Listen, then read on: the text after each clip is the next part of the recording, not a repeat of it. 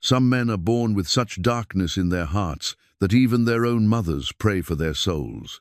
Others become monsters through years of pain, loss, and choosing hate over hope at every crossroad life offers them.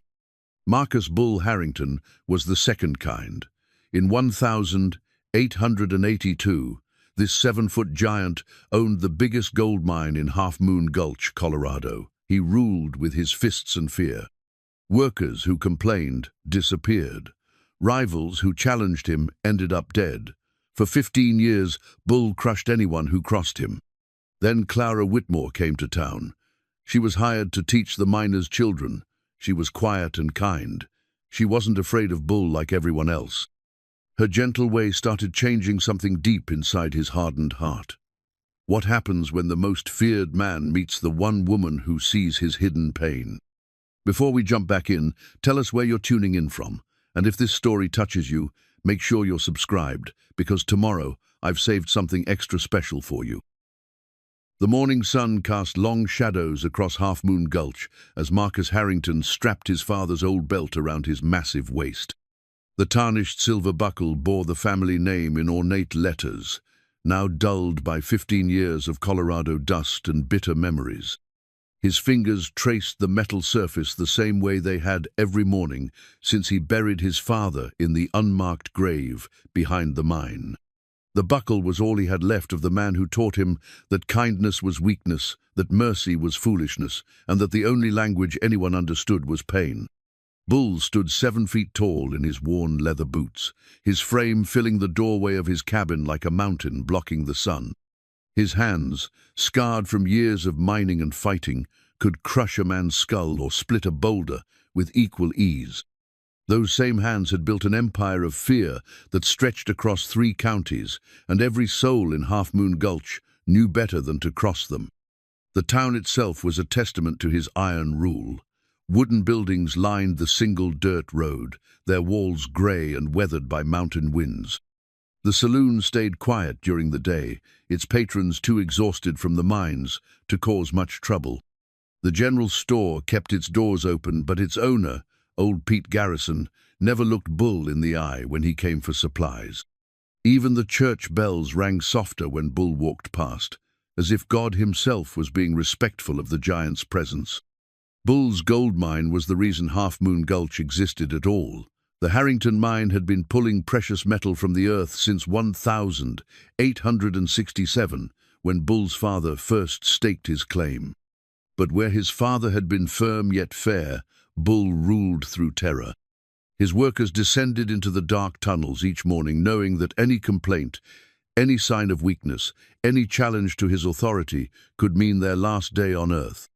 The mine office sat at the edge of the operation, a sturdy building where Bull kept his records and held court over his domain.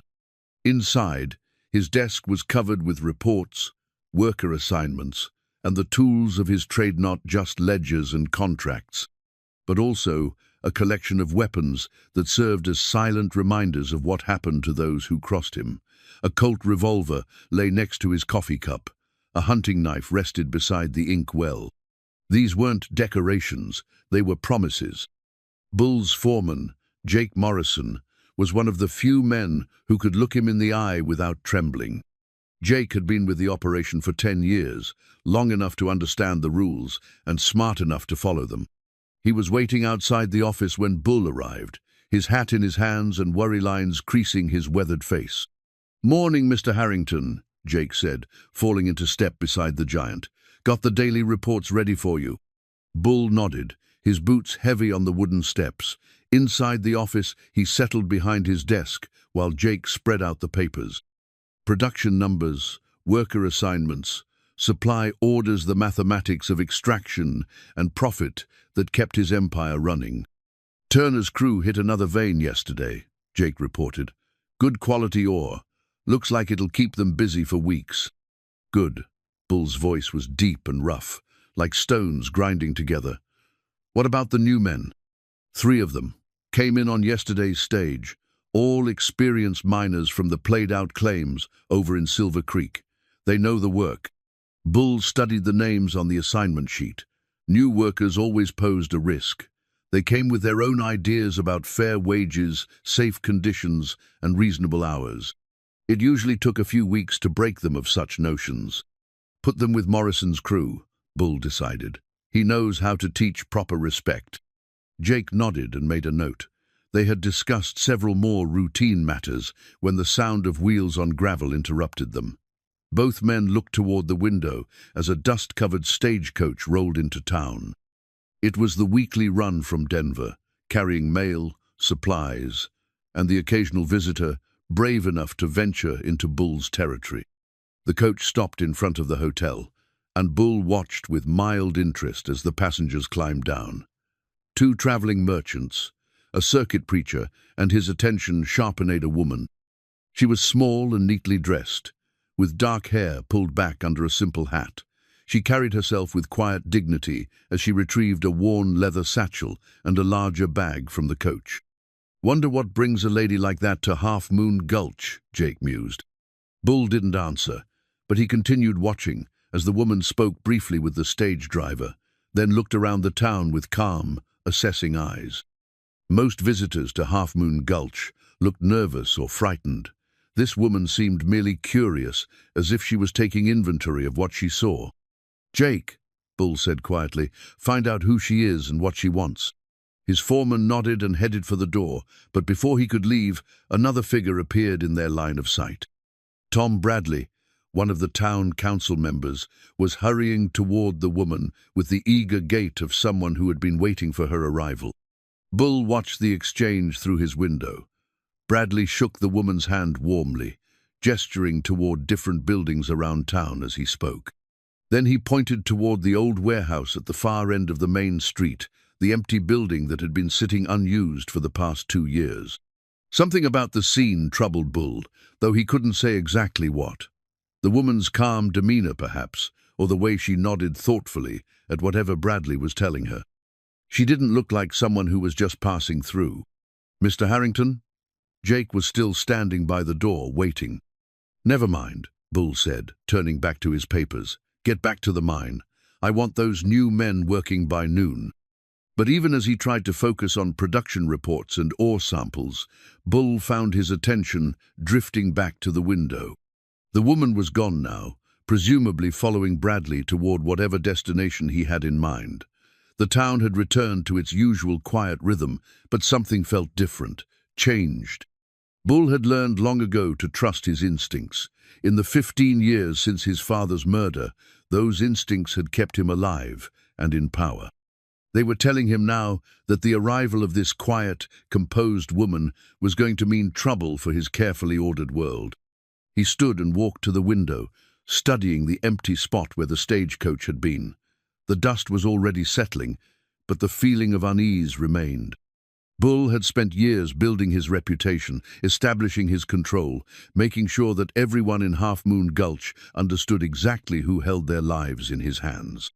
That system had served him well, bringing him wealth and power, and the satisfaction of knowing that no one would dare challenge him the way they had challenged his father. But now, looking out at his domain, Bull couldn't shake the feeling that something fundamental was about to change. The woman's arrival felt like the first crack in a dam, small and seemingly insignificant, but with the potential to bring down everything he had built. He tried to dismiss the thought as foolishness. One small woman couldn't threaten his empire. She was probably just another temporary visitor who would leave on the next stagecoach, taking with her whatever naive ideas had brought her to Half Moon Gulch in the first place. Bull had dealt with reformers and do-gooders before. They all learned eventually that his way was the only way that mattered. Still, as he returned to his desk and tried to concentrate on the day's business, Bull found himself glancing toward the window every few minutes. The feeling of unease had settled in his chest like a weight, and no amount of rational thinking seemed able to dislodge it. Outside, Half Moon Gulch continued its daily routine under the watchful eye of the mountains and the iron rule of the man they called Bull Harrington. But for the first time in 15 years, that routine felt fragile, as if it was balanced on the edge of something new and uncertain. And in a quiet corner of his mind, Bull wondered if the woman with the calm eyes and the worn leather satchel might be the catalyst for a change he wasn't prepared to face. 3 days after the woman's arrival, Bull learned exactly what kind of trouble she represented. He was reviewing the morning production reports when Jake Morrison burst into his office, his face flushed with excitement and concern. "Mr. Harrington, you need to see this," Jake said, barely pausing to catch his breath. "That woman, the one from the stagecoach, she's turned the old warehouse into some kind of school." Bull looked up slowly, his dark eyes fixing on his foreman's face. "What kind of school?" "For the miners' children. She's got near 20 kids in there, all sitting at makeshift desks, learning their letters and numbers. Tom Bradley's been helping her get set up. Says the town council hired her special from back east." Bull set down his pen with deliberate care. The unease he had felt 3 days ago crystallized into something harder and more focused. A school meant permanence. It meant someone was trying to change the way things worked in his town. And change, in Bull's experience, was always dangerous. "Show me," he said, rising from his chair.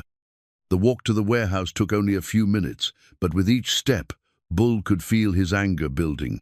The townspeople they passed stepped quickly out of their way, their eyes downcast in the familiar pattern of fear and respect.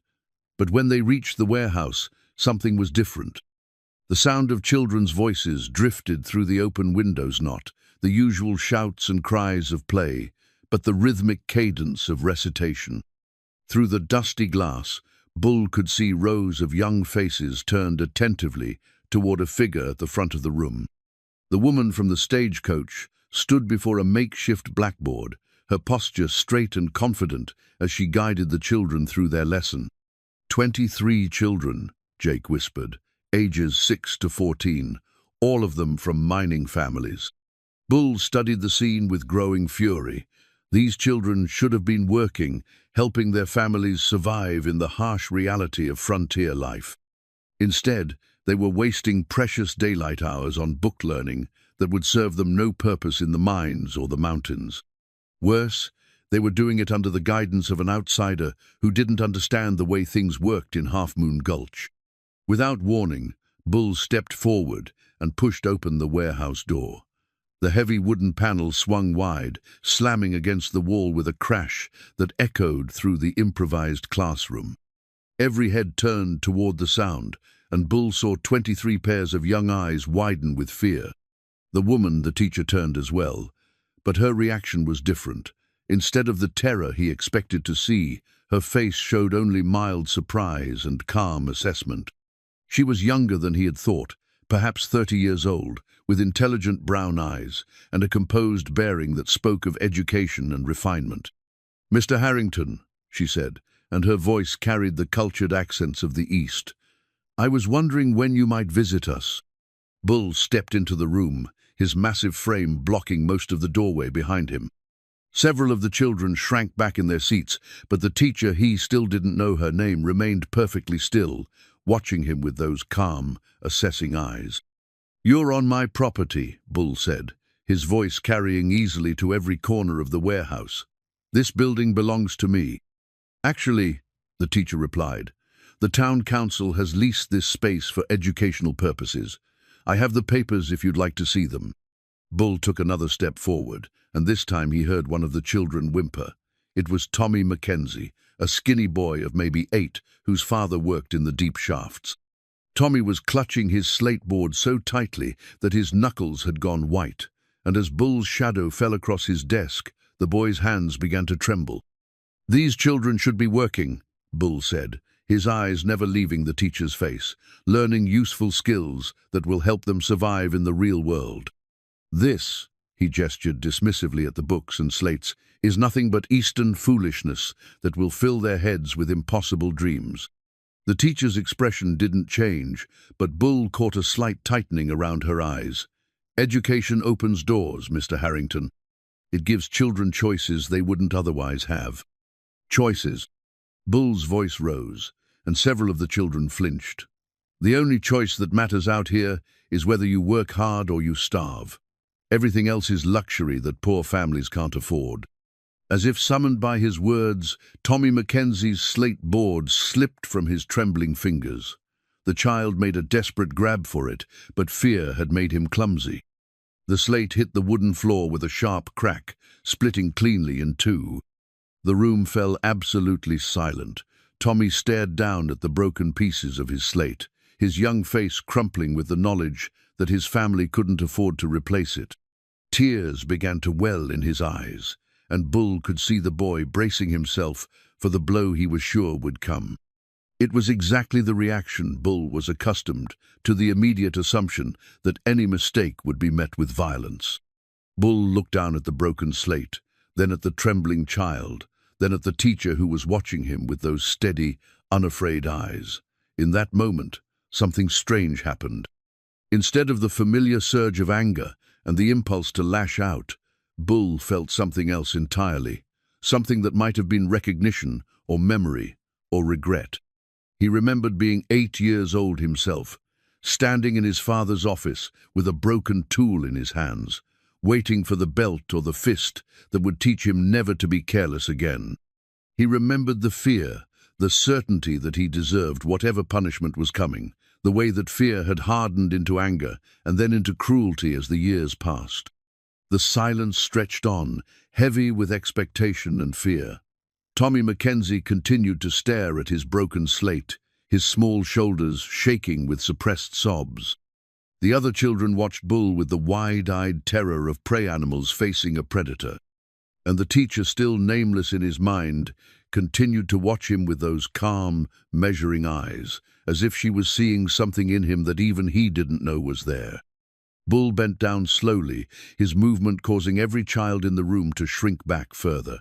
He picked up the 2 pieces of the broken slate, fitting them together in his massive hands. The break was clean, it could be mended with careful work and the right materials. Instead of striking the boy or shouting about carelessness and consequences, Bull found himself saying, "Accidents happen, son. No harm done." The words surprised him as much as they surprised everyone else in the room. Tommy Mackenzie looked up with stunned disbelief, his tears stopping in mid-flow. The other children exchanged amazed glances, as if they had just witnessed something impossible. But it was the teacher's reaction that unsettled Bull the most. Her expression softened slightly, and for just a moment, he thought he saw something that might have been approval in her eyes. "Thank you," she said quietly. "That was very kind." Bull straightened abruptly, suddenly uncomfortable with the unfamiliar sensation of being thanked for kindness rather than feared for cruelty. He set the broken slate pieces on Tommy's desk and turned back to the teacher, searching for the anger that had brought him here in the first place. "This changes nothing," he said, his voice rougher than before. "These children have no business wasting their time with books and dreams. Their families need them working. Their families need them educated." The teacher replied calmly, "Children who can read and write and calculate have opportunities that children who can't will never see. Surely you understand that, Mr. Harrington." There was something in the way she said his namano with fear or deference, but with simple acknowledgement of his humanity that made Bull feel off balance. He was accustomed to being either hated or feared, but this woman seemed to regard him with the same calm interest she might show any other member of the community. "Miss," Bull began, then realized he still didn't know her name. "Whitmore," she supplied, "Clara Whitmore. I came here from Boston to establish a proper school for Half Moon Gulch." "Miss Whitmore," Bull said, trying to regain his authoritative tone, "you don't understand how things work here. This isn't Boston. This is mining country, where children grow up fast and learn early that survival comes from strength, not from book learning."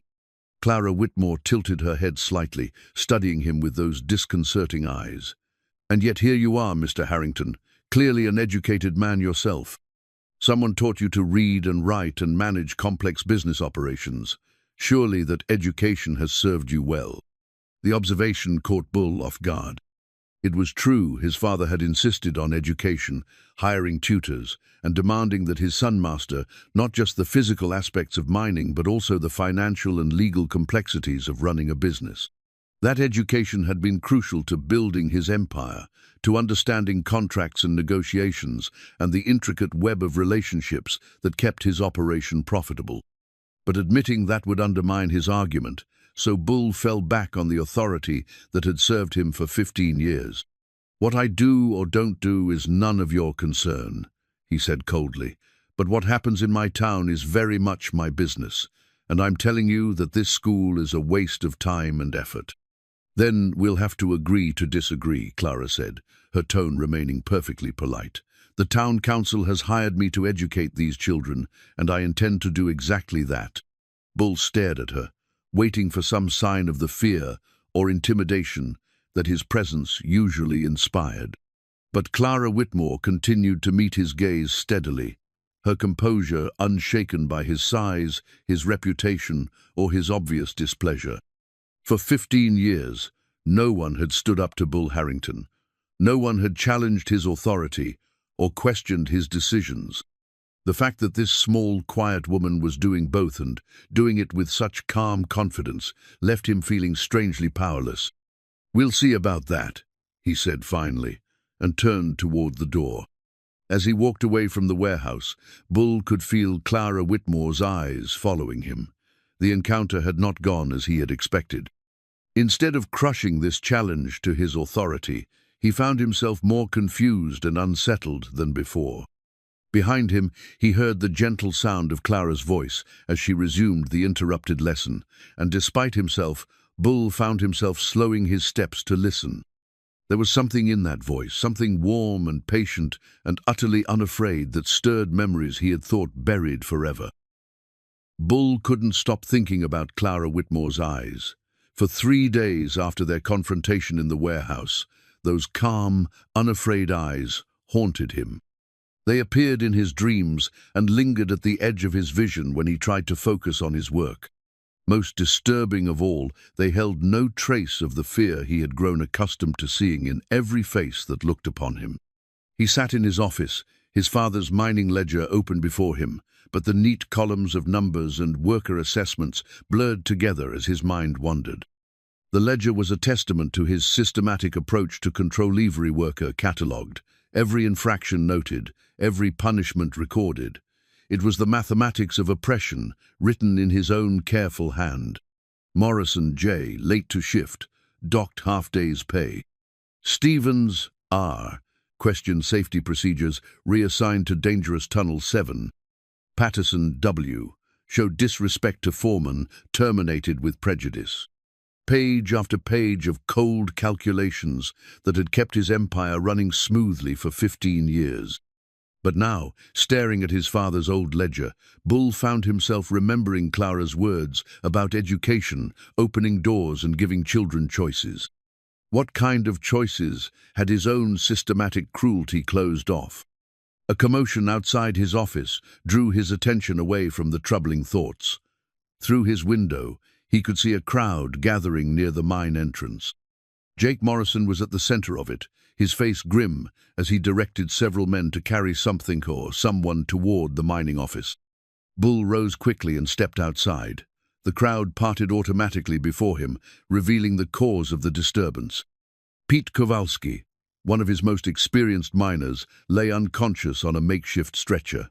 His left leg was twisted at an unnatural angle, and blood seeped through the torn fabric of his work clothes. "Cave in at the north face," Jake reported tersely. "Timber gave way just as Pete was setting charges. He's alive, but that leg's broken bad. Maybe some ribs, too." Bull looked down at the injured man, and for a moment the familiar coldness settled over him. Pete Kowalski had been pushing for better safety measures for months, joining his voice to the chorus of complaints about inadequate timber supports and rushed schedules. By Bull's usual logic, this accident was simply the natural consequence of a troublemaker who didn't know his place. But instead of the satisfaction he normally felt when a complainer received his comeuppance, Bull found himself thinking about Pete's 2 young children. He had seen them at Clara's makeshift school, their faces bright with curiosity as they learned their letters. What would happen to their education if their father couldn't work? "Get Doc Murphy," Bull heard himself saying, "and send word to Pete's wife." Jake blinked in surprise. The usual procedure for injured workers was to have them patched up by whoever was available and sent home to recover on their own time. Calling the town's only doctor was a luxury reserved for injuries that threatened Bull's business interests. "Sir?" Jake questioned. "You heard me," Bull snapped, his tone sharp enough to discourage further questions. "Get the doctor, now." As Jake hurried away, Bull found himself kneeling beside Pete's stretcher. The miner's face was pale with pain and shock, but his eyes were open and aware. When he saw Bull leaning over him, Pete's expression tightened with the expectation of harsh words or outright dismissal. Instead, Bull found himself saying, "Take it easy, Pete. Help is coming." The words felt strange in his mouth, unfamiliar after years of dispensing punishment rather than comfort. But something about Pete's pained expression, so similar to young Tommy Mackenzie's terrified face 3 days earlier, made the gentler response feel necessary. Dr. Murphy arrived within the hour, a gruff man in his 60s who had been patching up miners and cowboys for most of his adult life. He examined Pete quickly and efficiently, his weathered hands probing the injured leg with professional detachment. "Bones broken clean through," he announced. "Going to need proper setting and splinting. He'll be laid up for at least 2 months, maybe 3. Bull waited for the familiar calculation to begin how much trouble Pete had caused, whether his skill was worth the cost of his recovery, what message his treatment would send to the other workers. But instead of cold arithmetic, he found himself thinking about Clara Whitmore's words about kindness and second chances. "Set it properly," Bull said. "Send me the bill." Dr. Murphy looked up in surprise, his bushy eyebrows raised. "You want me to treat him like a paying patient?" "That's what I said." The doctor shrugged and returned to his work, but Bull could see the speculation in his eyes. Word of this unusual generosity would spread through Half Moon Gulch by evening, adding another layer to the strange changes that had begun with Clara Whitmore's arrival. As Dr. Murphy worked to set Pete's leg, Bull found himself studying the faces of the miners who had gathered to watch. He saw surprise, confusion, and something else, something that might have been the beginning of hope.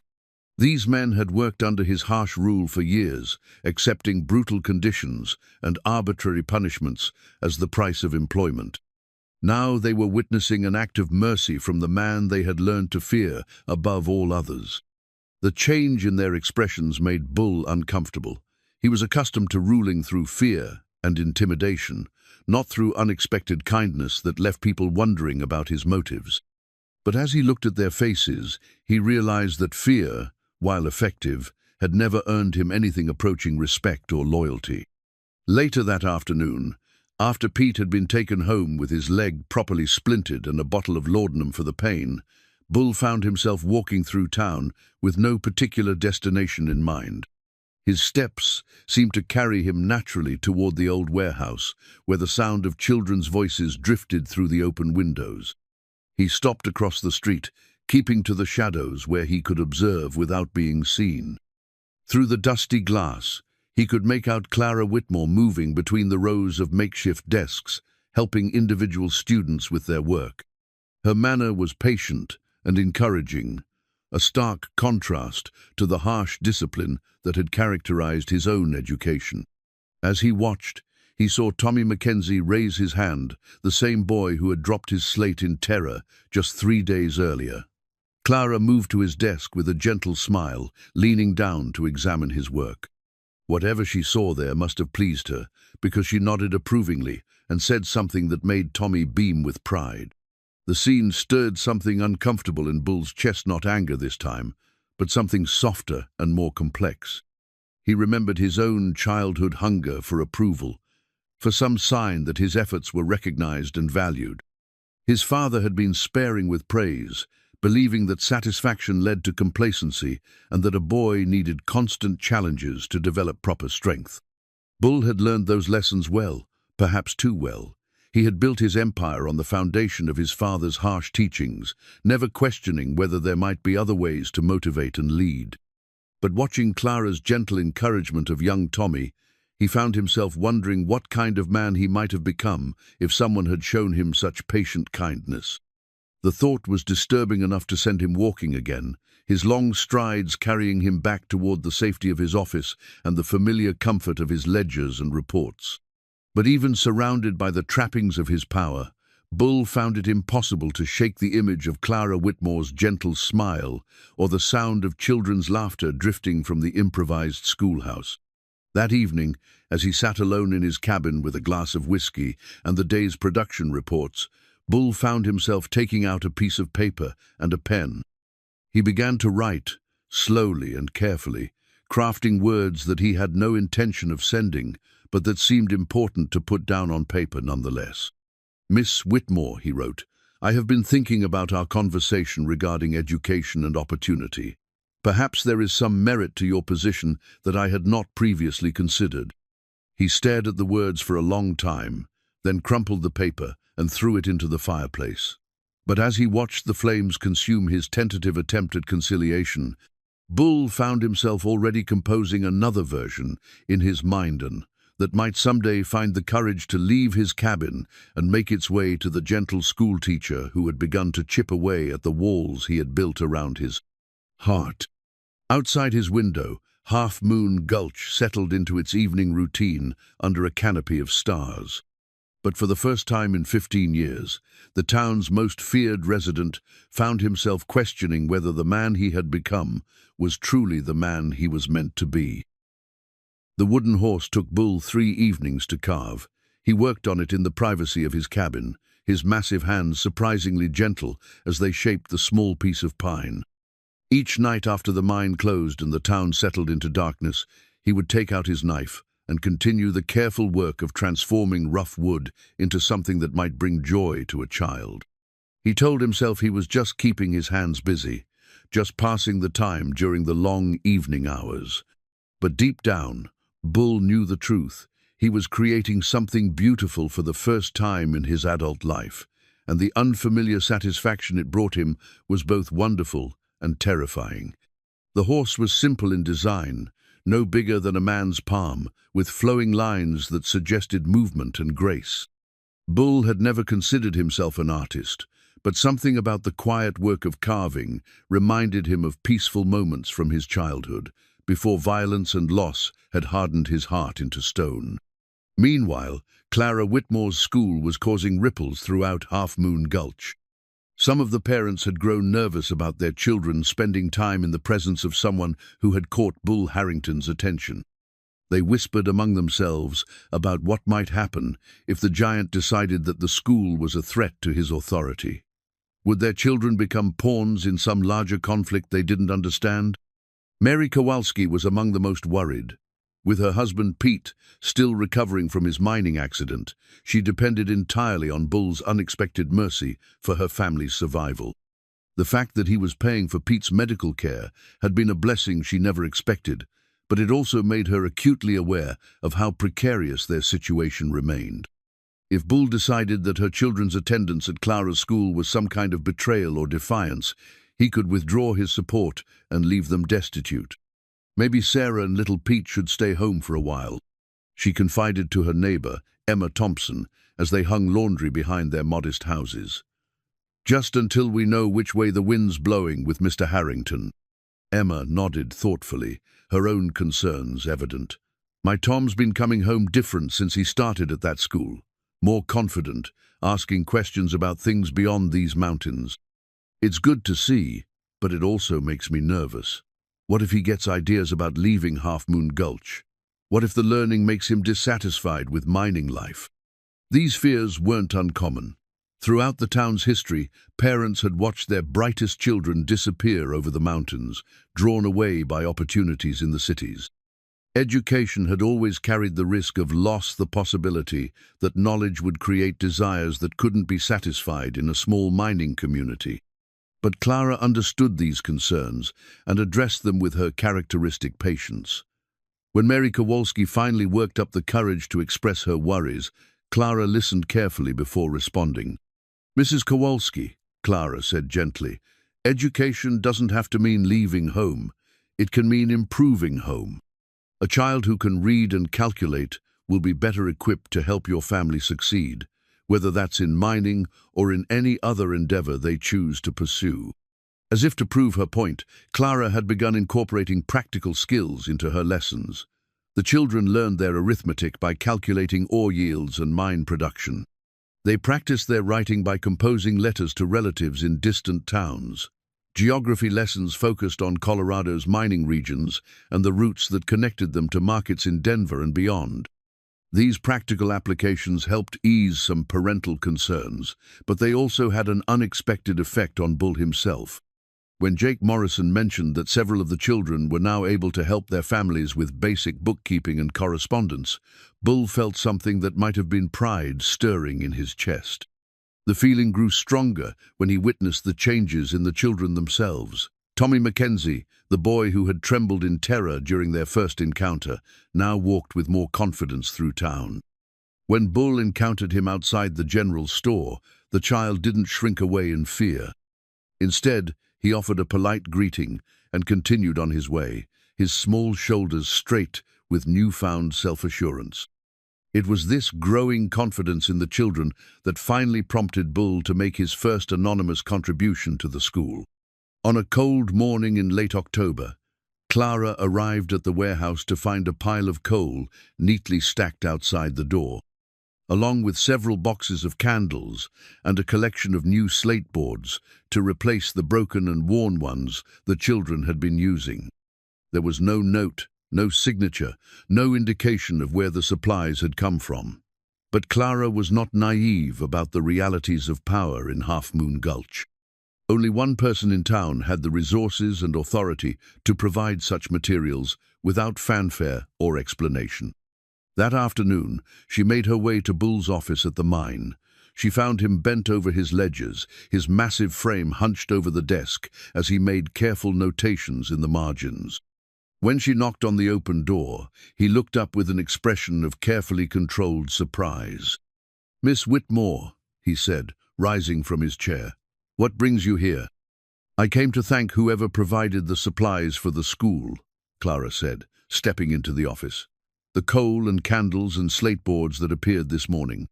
Bull's expression remained carefully neutral, but Clara caught a slight tightening around his eyes that confirmed her suspicions. "I wouldn't know anything about that," he said gruffly. "Maybe one of the other townspeople decided to help out."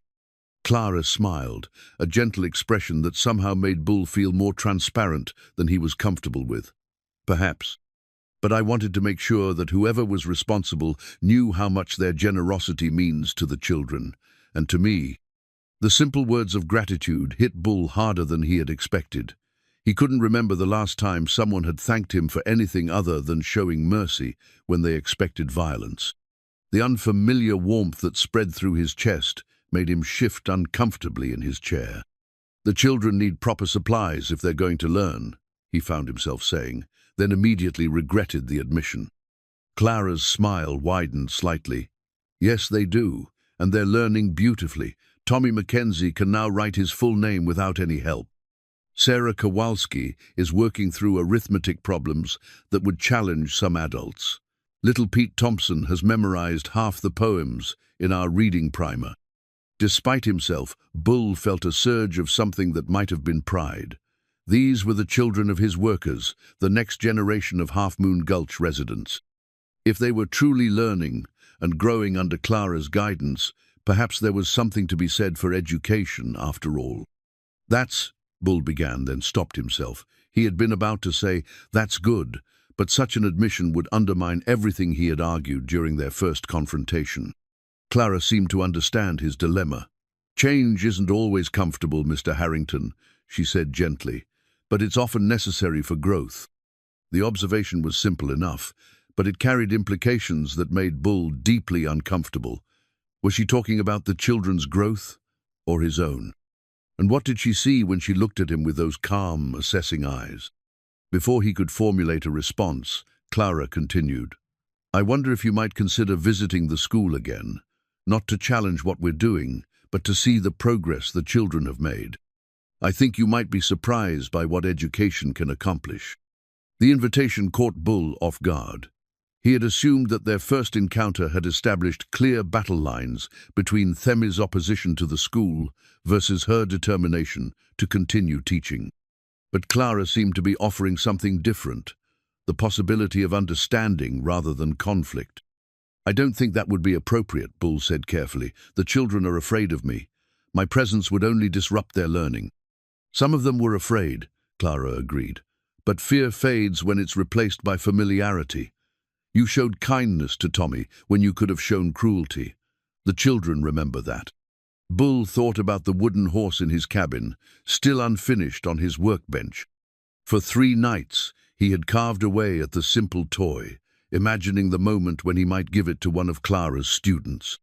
But each time he considered actually following through on the gesture, his courage failed him. What if the child was still afraid? What if his gift was rejected or misunderstood? "I'll think about it," he said finally, which was as much of a commitment as he was prepared to make. Clara nodded, apparently satisfied with his non-answer. "The invitation stands, Mr. Harrington. You're welcome at our school any time." After she left, Bull found himself unable to concentrate on his ledgers. The conversation had stirred up feelings and possibilities that he wasn't sure how to handle. For 15 years, his role in Half Moon Gulch had been clear and uncomplicated. He was the iron-fisted ruler who maintained order through fear and intimidation. But Clara's gentle challenge to that role was forcing him to consider alternatives he had never imagined. That evening, Bull returned to his carving with renewed purpose. The wooden horse was nearly complete, its flowing lines smooth under his careful touch. As he worked on the final details, the curve of the mane, the arch of the neck, he found himself thinking about the children in Clara's classroom and the progress they were making under her patient guidance. When the horse was finally finished, Bull held it up to the lamplight, examining his work with critical eyes. It was simple, but well-crafted, the kind of toy that might bring joy to a child who had few such pleasures in life. More importantly, it was something he had created with his own hands, not destroyed or dominated or conquered, but brought into being through careful, gentle work. The realization that he was capable of creation as well as destruction felt like a revelation. For so many years, his hands had been instruments of violence and intimidation. But here was proof that they could also shape something beautiful and innocent and good. Bull set the wooden horse on his desk and stared at it for a long time. Tomorrow, perhaps, he would find the courage to give it to one of Clara's students. Or perhaps he would find some other way to contribute to the growing miracle that was taking place in the old warehouse. For the first time in 15 years, Marcus Harrington found himself looking forward to tomorrow, not because it would bring new opportunities to exercise his power, but because it might bring new chances to discover who he could become if he chose to be something other than the monster he had always been. Jeremiah Cross arrived in Half Moon Gulch on a Tuesday morning in November, bringing with him the kind of polished menace that came from years of Eastern business dealings and calculated cruelty. Unlike Bull's raw, physical intimidation, Cross wielded his power through contracts and legal manipulations, using words as weapons and turning men's desperation against them. He was a man of average height but commanding presence, dressed in an expensive suit that looked out of place among the rough work clothes and practical attire of the mining town. His silver hair was perfectly groomed, his moustache precisely trimmed, and his pale blue eyes held the cold calculation of someone who viewed other people as resources to be exploited. Bull watched from his office window as Cross stepped down from his private carriage and surveyed the town with the appraising gaze of a predator selecting prey. Even from a distance, there was something familiar about the man's bearing that set Bull's teeth on edge. He had seen that particular combination of arrogance and avarice before, though he couldn't quite place where. Cross's first move was to establish himself at the hotel and begin making discreet inquiries about the local mining operations. Within hours, word reached Bull that the stranger was asking pointed questions about worker wages, mine safety, and the terms of employment that governed Bull's operation. More concerning still, Cross had begun approaching individual miners with carefully crafted offers that played on their long-standing grievances.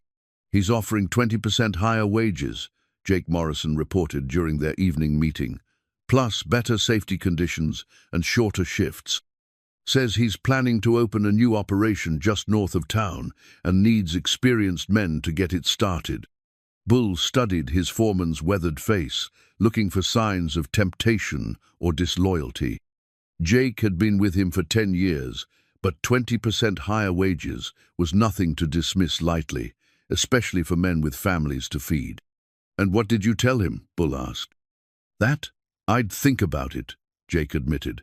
"Didn't seem wise to turn him down flat without knowing more about what he's planning." Bull nodded slowly. Jake's caution was understandable, even commendable.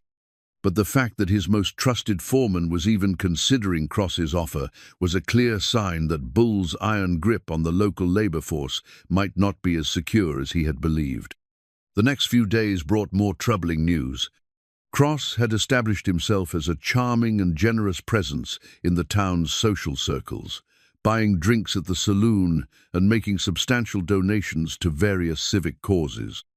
Most significantly, he had announced his intention to fund a grand social event, a harvest festival and fundraiser, to benefit Clara's school. The announcement caught Bull completely off guard. In one calculated move, Cross had positioned himself as a supporter of education and community development, while simultaneously challenging Bull's newfound role as the school's anonymous benefactor. More cleverly still, Cross had made it impossible for Bull to oppose the event without appearing to be against the very institution he had been quietly supporting. Clara received the news of Cross's generous offer with mixed feelings. On one hand, the proposed fundraiser would provide her school with resources she desperately needed: proper desks, a larger collection of books, and perhaps even funds to expand the classroom. On the other hand, she was becoming increasingly aware of the complex dynamics that surrounded her modest educational endeavor. "He seems like a very generous man," Clara told Emma Thompson when they met outside the general store. "But I can't help wondering why a stranger would take such a sudden interest in our little school." Emma glanced around nervously before responding. "Maybe it's got something to do with Mr. Harrington," she whispered. "People are saying this Cross fellow is planning to compete with the Harrington mine. Could be he figures winning over the townspeople is good business." The observation troubled Clara more than she cared to admit. She had worked hard to keep her school separate from the larger conflicts and power struggles that seemed to define life in Half Moon Gulch. But Cross's ostentatious generosity was threatening to drag her educational mission into the middle of what appeared to be an emerging battle for control of the town. Despite her reservations, Clara found herself agreeing to participate in Cross's proposed festival. The resources he was offering were too valuable to refuse, and she consoled herself with the thought that education should rise above petty conflicts between rival businessmen. The festival was scheduled for a Saturday afternoon in the town's main square. Cross spared no expense in the preparations, importing musicians from Denver and arranging for elaborate decorations that transformed the dusty street into something approaching festive elegance. There would be games for the children, dancing for the adults, and a formal auction of donated goods to raise funds for the school. Bull watched the preparations with growing unease. Cross's lavish spending and theatrical generosity were clearly designed to impress the townspeople and demonstrate that there were alternatives to Bull's harsh rule. But more troubling still was the way Cross seemed to be positioning himself as Clara's patron and protector, taking credit for supporting an institution that Bull himself had been quietly nurturing. On the day of the festival, Bull found himself in an impossible position. Attending would mean appearing to endorse Cross's challenge to his authority, but staying away would suggest that he opposed the school and everything it represented. After hours of internal debate, he decided on a compromise. He would make a brief appearance, just long enough to show that he wasn't intimidated by Cross's theatrical display. The festival was in full swing when Bull finally emerged from his cabin. The main street had been transformed with colorful bunting and lanterns, and the sound of music and laughter filled the air. Children ran between the various booths and games, their faces bright with excitement at this rare celebration in their normally austere community. Bull's arrival caused the usual ripple of nervous attention, but this time the reaction was different. Instead of the universal fear and silence that normally greeted his presence, there were tentative nods of acknowledgement from some of the townspeople. A few of the children from Clara's school even offered shy smiles before returning to their games. The change in their reactions was subtle but unmistakable, and Bull realized that Clara's influence was beginning to alter not just the children's behavior, but the entire community's relationship with him. The thought was both gratifying and terrifying. Clara was standing near the makeshift stage where the musicians were performing, her simple dress and quiet dignity providing a stark contrast to the elaborate festivities surrounding her. When she saw Bull approaching, her face lit up with genuine pleasure. "Mr. Harrington," she said warmly, "I'm so glad you decided to join us." Before Bull could respond, another voice cut through the ambient noise of the festival. "Well, well, Marcus Harrington, it's been a long time." Bull turned to find Jeremiah Cross approaching with a smile that didn't reach his cold blue eyes. The man's familiar bearing suddenly made sense. Bull knew exactly where he had seen that arrogant confidence before. "Hello, Jeremiah," Bull said quietly. "I was wondering when you'd show yourself." Clara looked between the two men, sensing the sudden tension that had descended over their corner of the festivities. Other townspeople had begun to notice the confrontation as well, and a circle of nervous onlookers was forming around them. "You two know each other?" Clara asked. Cross's smile widened. "Oh yes, Miss Whitmore. Marcus and I are old friends. Aren't we, Marcus?" The word friends was delivered with a particular emphasis that made it clear Cross meant exactly the opposite. Bull felt his old anger stirring, the familiar rage that had sustained him through 15 years of brutal leadership. But as he looked at Clara's concerned face and saw the children from her school watching nervously from nearby, he made a conscious effort to control his temper. "We have history," Bull said carefully, "but that's neither here nor there. Miss Whitmore's school is what matters today." Cross chuckled, clearly enjoying Bull's evident restraint. "How wonderfully civil of you, Marcus. Though I have to say, I'm surprised to see you supporting education. As I recall, you never had much use for book learning when we were younger." The comment was clearly designed to provoke, and Bull felt his control slipping. But before he could respond, Clara stepped between them with the calm authority that had become her trademark. "Gentlemen," she said firmly, "this is a celebration for the children. Whatever personal matters you need to discuss can surely wait until after the festival." Both men looked at her with surprise, clearly not accustomed to being managed by someone half their size. But there was something in Clara's tonea, quiet steel beneath the gentle exterior, that made argument seem both impossible and foolish. Cross recovered first, his politician's smile returning. "Of course, Miss Whitmore, you're absolutely right. Today is about the children and their education." Bull nodded stiffly, his jaw tight with suppressed anger. "Agreed." But as the two men moved apart and the festival continued around them, Bull couldn't shake the feeling that Cross's presence in Half Moon Gulch represented something far more dangerous than simple business competition. There were old debts between them, old grievances that had never been settled. And now Clara and her school had become unwitting pawns in a game that had been 15 years in the making. The pressed wildflower was small and delicate, a Colorado columbine that Clara had found growing improbably in a crack between two rocks near the mine entrance. She had been walking back from visiting Pete Kowalski, whose leg was healing well thanks to Dr. Murphy's careful treatment, when the splash of blue and white petals caught her eye. Most people would have passed by without noticing the tiny flower struggling to survive in such harsh conditions, but Clara had always been drawn to examples of beauty persisting against impossible odds. She carefully picked the columbine and pressed it between the pages of her worn Bible, where it joined the collection of wildflowers she had been gathering since her arrival in Half Moon Gulch. It had been 3 weeks since the Harvest Festival, and the underlying tension between Bull and Jeremiah Cross had continued to simmer beneath the surface of daily life. Cross had remained in town, establishing a temporary office in the hotel and making increasingly bold moves to recruit workers away from Bull's operation. His tactics were subtle but effective private conversations over drinks, carefully crafted promises of better conditions, and a gradual erosion of Bull's monopoly on local labor. For his part, Bull had been struggling with his own transformation. The anger that had sustained him for 15 years was proving difficult to abandon, especially when faced with Cross's calculated provocations. But every time he felt himself slipping back toward his old violent impulses, he would think of Clara's disappointed expression or remember the trust he had seen growing in the children's faces. The internal conflict was wearing on him visibly.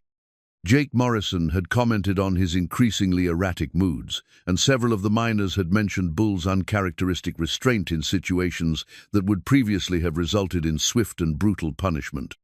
The entire social order of Half Moon Gulch seemed to be shifting, leaving everyone uncertain about what the new rules might be. Clara had become acutely aware of her role as an unwitting catalyst in these changes. She could see the transformation taking place in Bull moments of unexpected gentleness mixed with visible struggles against his darker impulses. She could also see the way Cross was manipulating the situation, using her school and the children as leverage in whatever larger game he was playing. It was this awareness that prompted her to seek Bull out for a private conversation. She found him in his office on a cold December afternoon, hunched over his ledgers with a concentration that suggested he was trying to lose himself in numbers and routine. "Mr. Harrington," she said softly from the doorway, "might I have a word with you?" Bull looked up, and Clara was struck by the weariness in his eyes. The past weeks had clearly taken their toll, aging him in ways that had nothing to do with the passage of time. "Of course," he said, rising from his chair. "Please come in." Clara entered the office and closed the door behind her, a gesture that Bull found surprisingly intimate. In all their previous conversations, they had maintained the proper distance of public interaction. This felt different, more personal, and therefore more dangerous. "I wanted to thank you again for the supplies you've provided for the school," Clara began, settling into the chair across from his desk. "The children are thriving with proper materials to work with." Bull nodded awkwardly, still uncomfortable with gratitude. "They deserve the best tools available if they're going to learn properly." "Yes, they do," Clara agreed. "But I sense that your support for education goes deeper than just providing supplies. You've been changing, Mr. Harrington. The entire town has noticed." The observation made Bull shift uncomfortably in his chair. He had hoped that his internal struggles were less visible than they apparently were. "I don't know what you mean," he said carefully. Clara smiled, the gentle expression that always seemed to see straight through his defenses. "You haven't struck a worker in 6 weeks. You paid for Pete Kowalski's medical care when you could have simply dismissed him. You've been attending community events and making an effort to be part of the town rather than just its ruler." Each example she cited was accurate, and Bull realized that Clara had been watching him far more closely than he had imagined. The thought that she was aware of his efforts at change filled him with an unfamiliar combination of pride and vulnerability. "Maybe I'm just getting old," he said with forced lightness. "Maybe I don't have the energy for the old ways anymore." "Or maybe," Clara said gently, "you're discovering that there are better ways to lead than through fear and intimidation." The words hung between them, carrying implications that made Bull's chest tighten with emotion. For 15 years, he had believed that strength and cruelty were synonymous, that respect could only be earned through fear. But Clara's quiet challenge to those beliefs was forcing him to consider possibilities he had never imagined. "It's not that simple," he said finally. "This is a hard place, Miss Whitmore. Hard country with hard people. Sometimes strength is the only thing that keeps chaos at bay." "Strength," yes, Clara agreed. "But there are different kinds of strength. The strength to show mercy when others expect violence. The strength to choose hope when despair would be easier. The strength to change when change is painful and difficult." As if to illustrate her point, Clara reached into her small handbag and withdrew the pressed columbine she had found near the mine. The delicate flower looked impossibly fragile against the rough wood of Bull's desk, yet it had somehow managed to survive and bloom in one of the harshest environments imaginable. "I found this growing near your mine entrance," she said, placing the flower carefully between them. A little thing, struggling to live in the crack between two rocks. Most people would say it has no business trying to grow in such a place. Bull stared at the tiny flower, understanding the metaphor but unsure how to respond to it. The columbine was beautiful in its fragility, but it also seemed to represent everything that was vulnerable and impractical about Clara's gentle approach to the world. "It's very pretty," he said awkwardly, "but it won't last long out here. Winter's coming, and flowers like that aren't built for Colorado cold." "Perhaps not," Clara agreed, "but it bloomed anyway. It chose beauty over safety, hope over despair, and while it bloomed, it brought something lovely into a harsh place." The simple observation hit Bull harder than he expected. Without quite realizing what he was doing, he reached out and touched the pressed flower with one massive finger, marveling at its delicate structure and the courage it must have taken to grow in such an unlikely place. "Is that what you're doing here?" he asked quietly. "Choosing to bloom in a harsh place?" Clara's smile deepened, and for a moment, Bull saw something in her eyes that might have been affection, not just sympathy or professional concern, but genuine care for the difficult man sitting across from her. "I'm trying too," she said, "and I think you're trying to do the same thing." The comment stirred something deep in Bull's chest, a longing for connection and understanding that he had buried so deeply he had almost forgotten it existed. For just a moment, he allowed himself to imagine what it might be like to be the kind of man who deserved Clara's affection, gentle instead of brutal, protective instead of predatory, nurturing instead of destructive. But the moment was shattered by a commotion outside the office. Angry voices and the sound of running feet drew both Bull and Clara to the window, where they could see a crowd gathering near the hotel. At the center of the disturbance was Jeremiah Cross, gesturing emphatically as he addressed a group of Bull's workers. "What's he doing now?" Bull muttered, his jaw tightening with familiar anger. Clara placed a restraining hand on his arm, the first time she had touched him deliberately. The contact sent an unexpected jolt through Bull's nervous system, a reminder of how long it had been since anyone had touched him with anything other than fear or violence. "Don't let him provoke you," she said softly. "That's exactly what he wants." Bull looked down at her small hand on his powerful forearm, then up at her calm, steady eyes. In that moment, he realized that Clara Whitmore had become more than just a teacher who challenged his authority or a gentle soul who inspired his better nature. She had become someone he cared about deeply and dangerously. The realization terrified him more than any physical threat ever had. Because if Clara mattered to him, then she could be used against him. And from the calculating look in Jeremiah Cross's pale blue eyes, Bull suspected that his old enemy was already beginning to understand exactly how to hurt him most effectively. "You should stay away from me," Bull said suddenly, his voice rough with emotion. "Cross is dangerous, and if he thinks you matter to me—" "Do I?" Clara interrupted, her question direct and unflinching. "Matter to you?" Bull stared at her, caught between honesty and the protective instincts that had kept him alive for 15 years.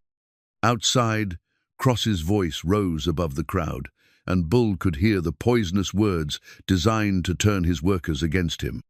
But inside this office, with Clara's hand still resting on his arm and her eyes searching his face for truth, the larger world seemed very far away. "Yes," he said finally, the admission feeling like stepping off a cliff. "God help us both, but yes." Bull found the faded daguerreotype while searching through his father's old papers for legal documents that might help him counter Cross's increasingly aggressive recruitment tactics. The photograph had been hidden behind other papers in a wooden box that Bull hadn't opened since his father's death 15 years earlier. When he finally pulled it free and held it up to the lamplight, the image made his blood run cold. Two men stood side by side in front of a mining operation, their arms draped over each other's shoulders in the casual friendship of business partners. Bull recognized his father immediately, the same strong jaw, the same direct gaze that Bull himself had inherited. But the second man, younger and leaner but unmistakably familiar, was Jeremiah Cross. Bull's hands trembled as he stared at the photograph, his mind racing to process the implications. Cross had claimed they were old friends, but Bull had assumed he meant some casual acquaintance from childhood or business dealings. This image suggested something far more significant: a partnership, a relationship of trust and mutual benefit that preceded his father's death. Suddenly, fragments of memory began falling into place like pieces of a terrible puzzle: his father's mysterious late-night meetings in the weeks before his murder, the legal documents that had gone missing after the funeral, the way certain mining claims had been transferred to new owners within months of his father's death, all of them somehow connected to operations that Cross now controlled. Bull set the photograph on his desk with exaggerated care, as if the image itself might explode if handled roughly. Then he began searching through the rest of his father's papers with desperate intensity, looking for anything that might confirm or deny the horrible suspicion that was growing in his mind. What he found was worse than he had imagined. Hidden beneath stacks of routine correspondence were copies of partnership agreements, mineral rights contracts, and profit-sharing arrangements that painted a clear picture of extensive business dealings between his father and Jeremiah Cross. According to these documents, Cross had been his father's silent partner in several mining ventures, providing capital and legal expertise in exchange for a substantial share of the profits. But the most damning evidence was a letter dated just 1 week before his father's murder. In his father's careful handwriting, Bull read words that turned his understanding of the past 15 years upside down. "Jeremiah, I cannot continue our partnership under these conditions. Your methods are becoming too ruthless, and I will not be party to the intimidation and violence you seem to favor. I am dissolving our agreements effective immediately and returning your initial investment. Find another partner for your schemes." Bull read the letter 3 times, each reading adding another layer of terrible understanding. His father hadn't been murdered by random criminals or claim jumpers, as Bull had always believed. He had been killed by his own business partner, a man who had decided that dissolving their partnership was unacceptable and that murder was a reasonable solution to their disagreement. The realization hit Bull like a physical blow, leaving him gasping for breath as 15 years of grief and rage suddenly found their true target. Every act of cruelty he had committed, every life he had destroyed in his quest to become strong enough that no one could hurt him the way they had hurt his father, all of it had been based on a lie. The real killer hadn't been some faceless enemy. He had been a trusted friend who had betrayed that trust for money and power. But the revelations weren't finished.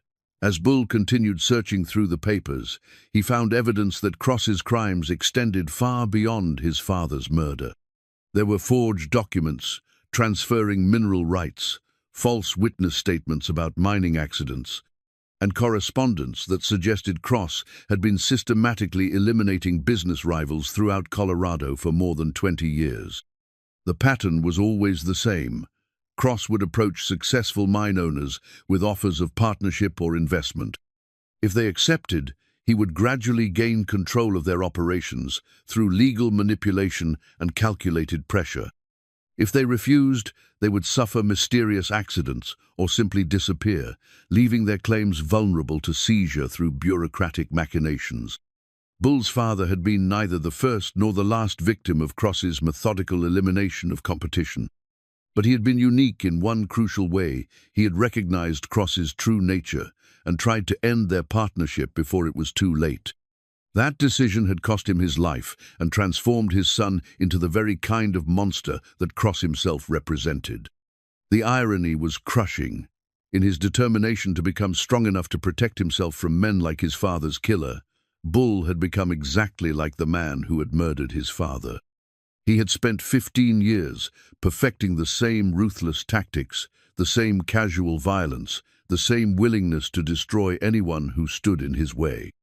Bull was still staring at the damning documents when Clara knocked softly on his cabin door. He had been so absorbed in his discoveries that he hadn't noticed the passage of time. It was well past midnight, and the town had long since settled into sleep. "Mr. Harrington?" Clara's voice was soft, but concerned. "I saw your light still burning. Is everything all right?" Bull hesitated, torn between the desire to share his burden and the instinct to protect her from the dangerous knowledge he had uncovered. But the weight of revelation was too heavy to bear alone, and Clara's presence had become his anchor in the storm of change that was reshaping his life. He opened the door to find her standing on his porch, a shawl wrapped around her shoulders against the cold mountain air. Her expression was filled with the gentle concern that had become so familiar and so precious to him. "Clara," he said, her first name feeling strange on his lips, "you shouldn't be here. If people see you—" "People will talk regardless," she said simply. "But you looked troubled at dinner, and when I saw your lamp burning so late, I worried that something was wrong." Bull stepped aside to let her enter, acutely aware of how small and intimate his cabin seemed, with her presence filling it. Clara's eyes immediately went to the papers scattered across his desk, and Bull realized that he had no choice but to share what he had discovered. "I found something," he said quietly, "about my father's death, about why I became the man I've been for the past 15 years. Clara listened in silence as Bull explained his discoveries, her face growing pale as the full scope of Cross's betrayal became clear. When he finished, she reached out and touched the photograph of his father and Cross, her fingers tracing the image of two men who appeared to be friends but were actually predator and prey. "I'm so sorry," she said softly, "to learn that your father's death was a betrayal rather than a random tragedy. It must feel like losing him all over again." Bull nodded, surprised by how accurately she had captured his feelings. "But it's more than that," he said. "Don't you see? Everything I've done, everyone I've hurt, was all based on a lie. I thought I was protecting myself from the kind of men who killed my father, but I was actually becoming one of them." "No," Clara said firmly, her voice carrying a conviction that surprised him. "You were responding to trauma and loss the only way you knew how. Yes, you made terrible choices, but you made them from pain, not from the cold calculation that drove Cross to murder your father."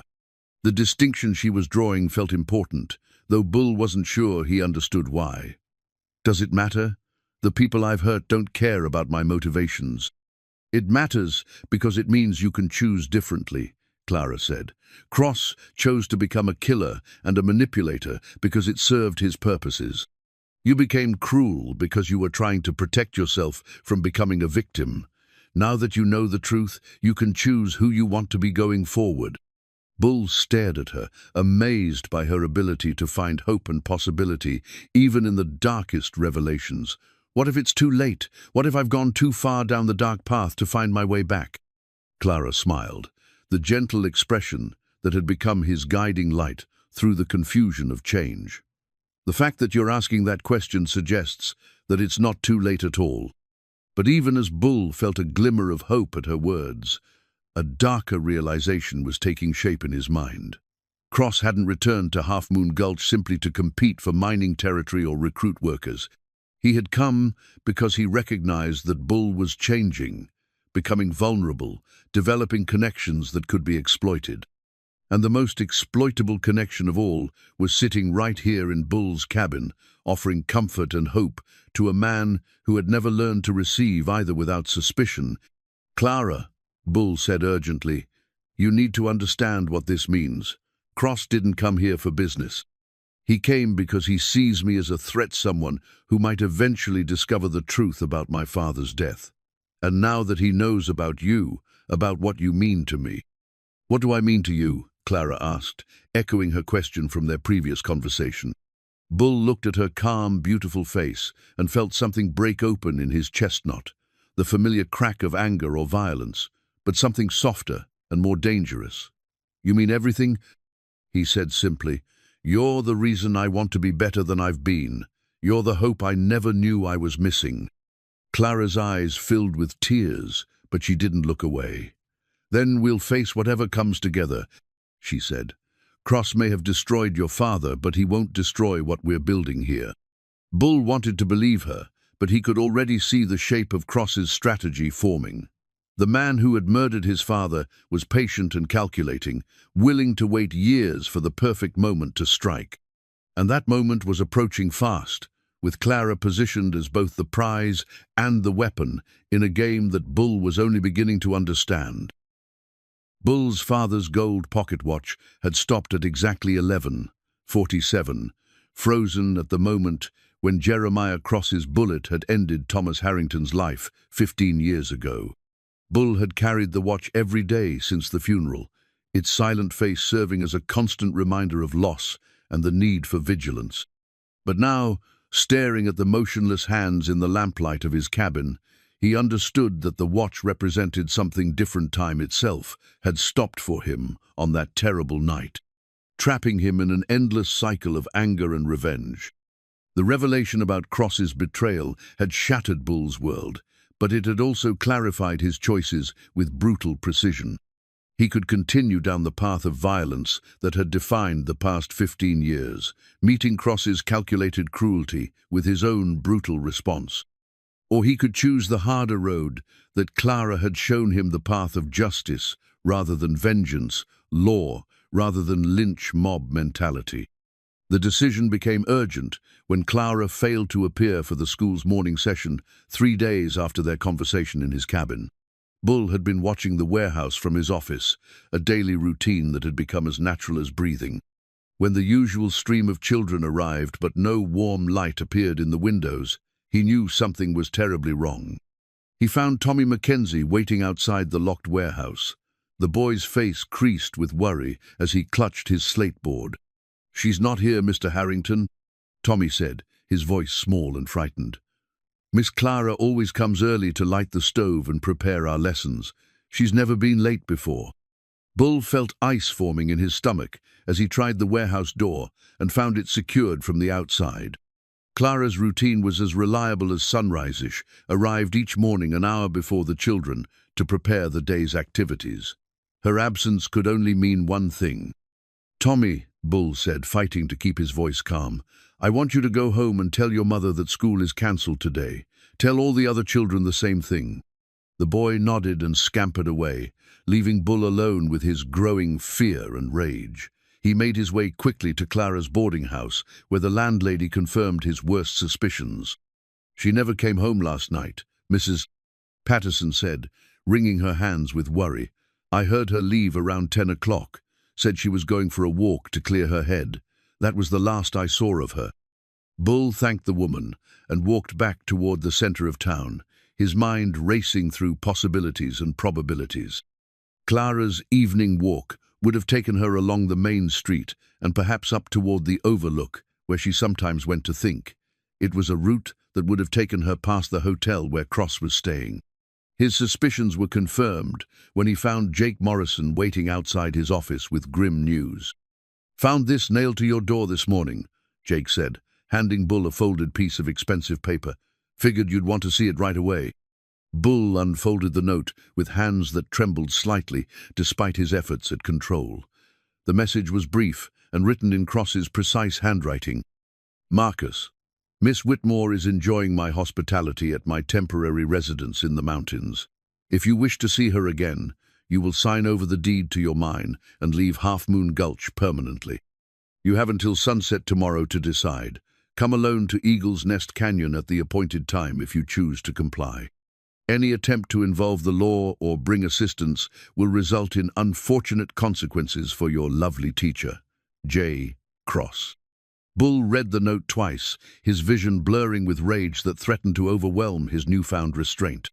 Every instinct screamed at him to gather his weapons and ride into the mountains with violence as his only companion.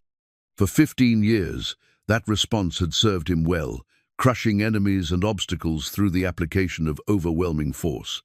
But Clara's voice echoed in his memory, reminding him that there were different kinds of strength. The strength to show mercy when others expected violence. The strength to choose hope when despair would be easier. The strength to change when change was painful and difficult. Bull closed his eyes and forced himself to think beyond the immediate fury that Cross's ultimatum had triggered.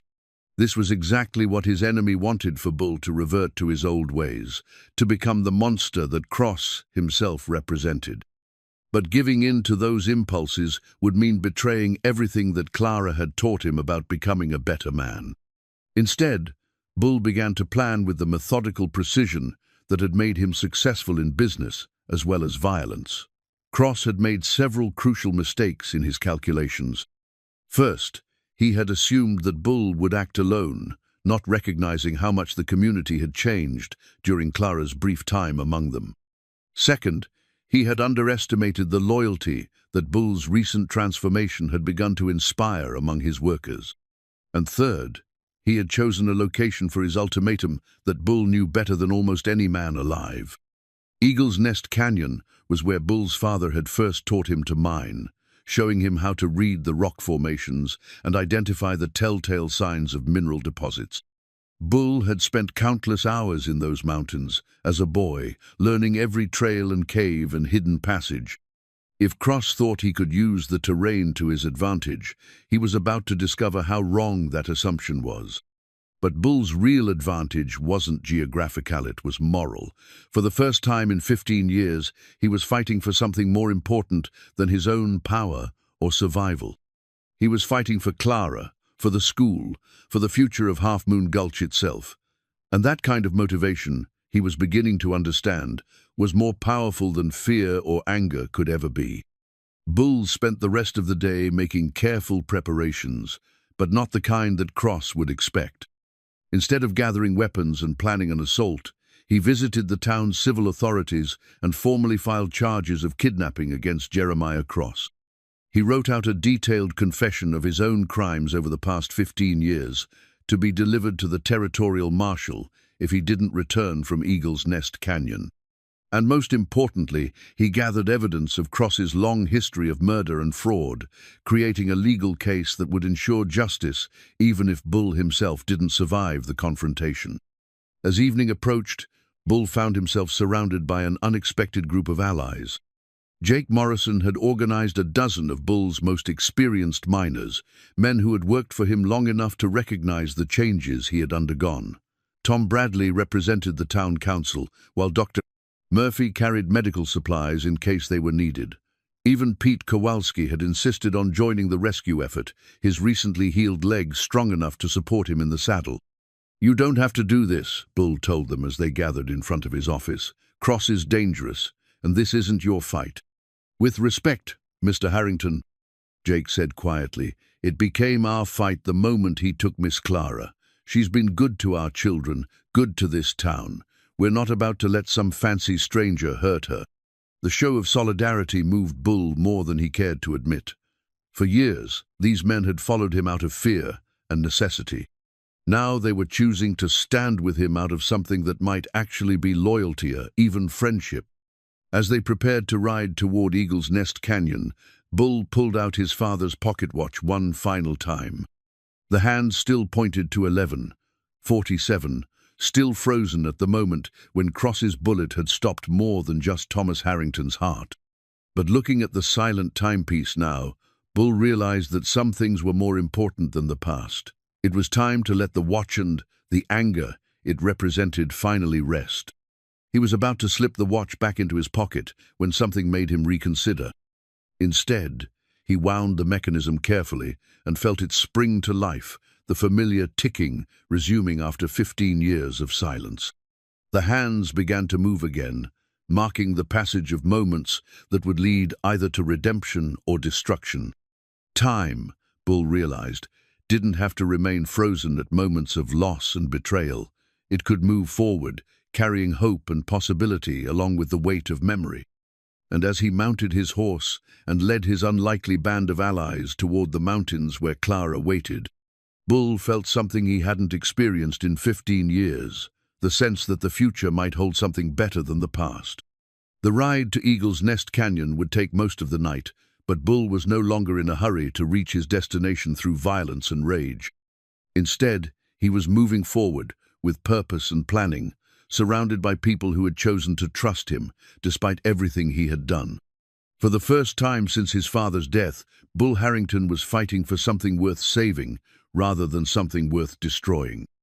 And in the darkness ahead, where Clara waited in the hands of a man who had already taken everything Bull had once held dear, the final test of his transformation was waiting to unfold.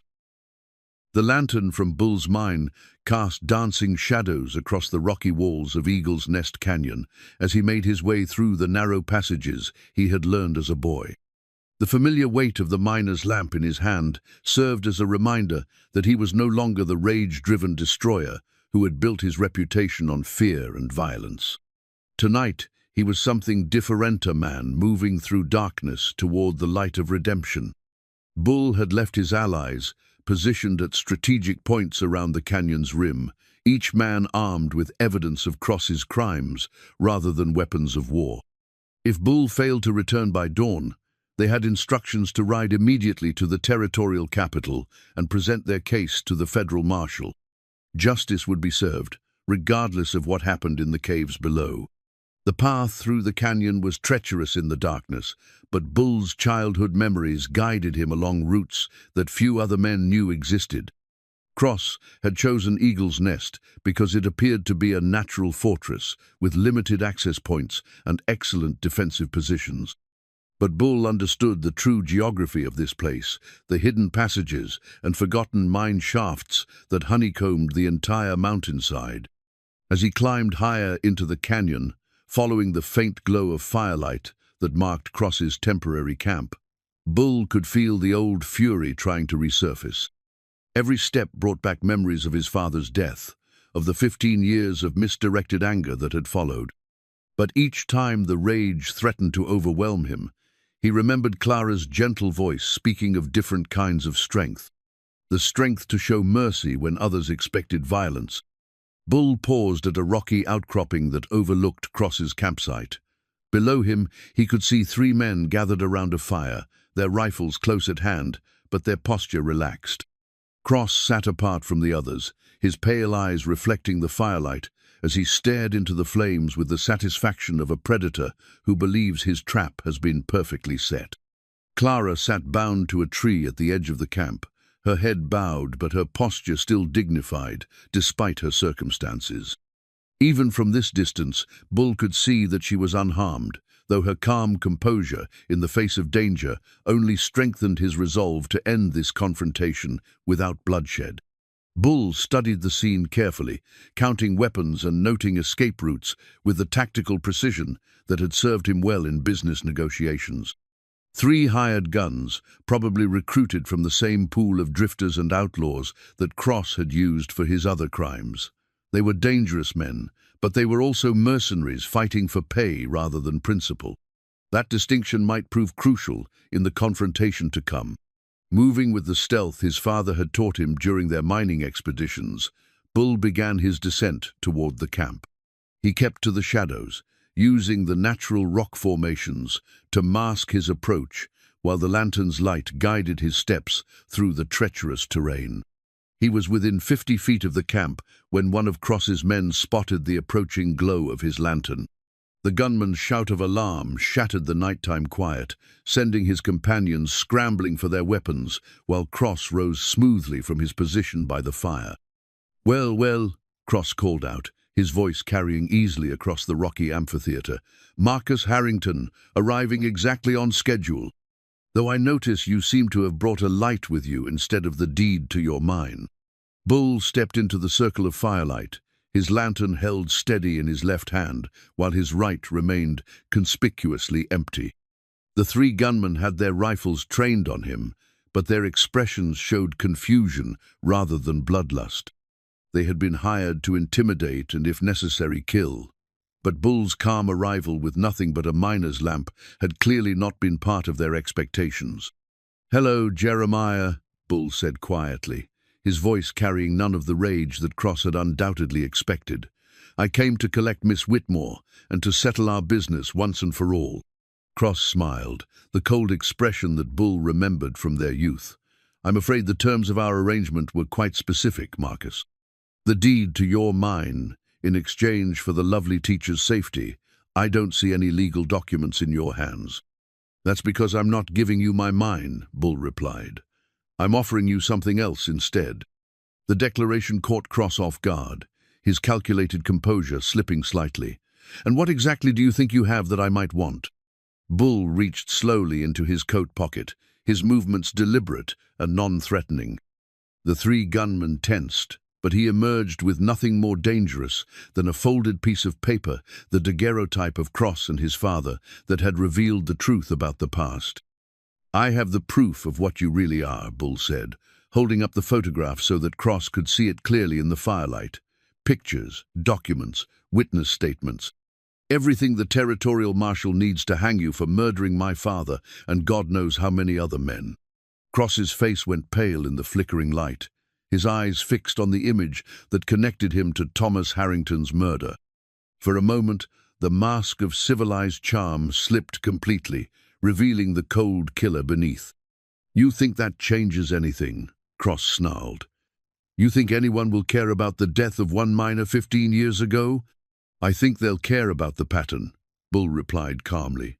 12 other men, Jeremiah. 12 other suspicious deaths and disappearances, all connected to mining claims that somehow ended up in your possession. The marshal has been looking for that pattern for years. This photograph ties it all together.